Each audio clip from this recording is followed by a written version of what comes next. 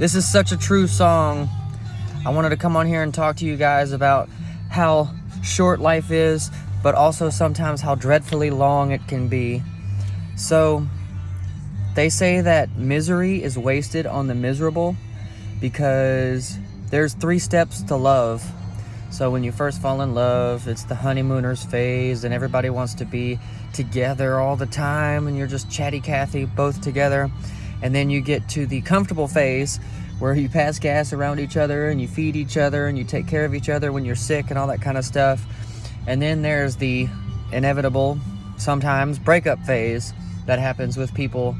And it's really important to know that misery is wasted on the miserable, just because there's 3 stages to when you break up with somebody.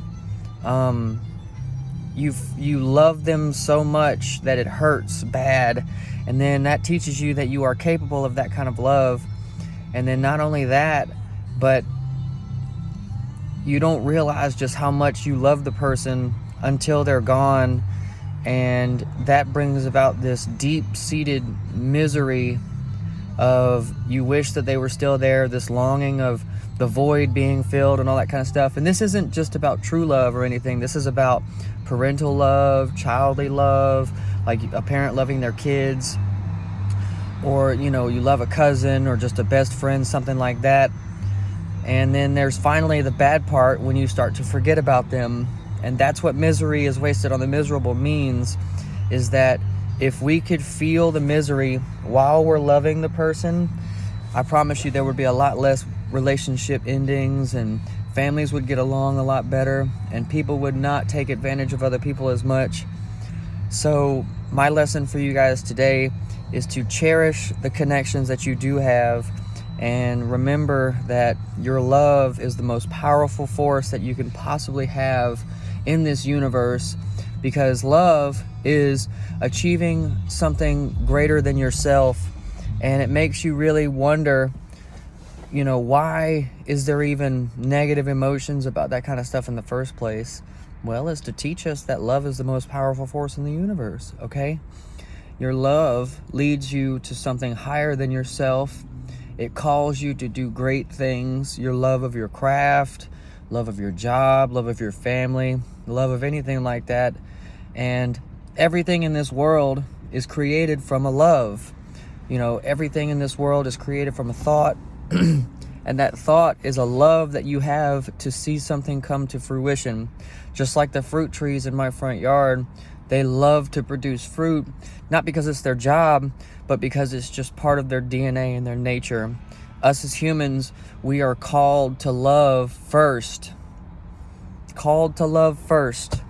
Don't ever forget that. So take time while you're in love with something to feel the misery that it would be gone. And I guarantee you that it would create this deeper sense of meaning in what you are doing. And like me, for instance, getting up at 5:30 2 months ago was very hard, but I created a routine out of love for the industry. Like, I love carpentry. Starting my own carpenter business. I've already bid 2 jobs. One of them is about to start like any day now. So I go to my main job and then I get off and then I immediately go to work. So I love creating things, and it just so happens that being a carpenter is the way I translate that love into a created product or engineering field or anything like that. And then from that, I was able to hire my dad and his friend, and we're starting this business out of love for this craft, carpentry. I love coming to work every day, and I've started to really love waking up at 5:30, because when you wake up in the morning, this is another good piece of advice. When you wake up in the morning, there are secrets to be told from the morning. So I'm not encouraging anybody to get up early or anything like that, but I am encouraging you to find a routine that you love, create an industry that you love. If you have thoughts of starting a business, all that kind of stuff, do it. There's a reason that we're given these callings. There's a reason. And take time while you're doing it to feel the misery of it being gone, and that will reignite your fire inside of you.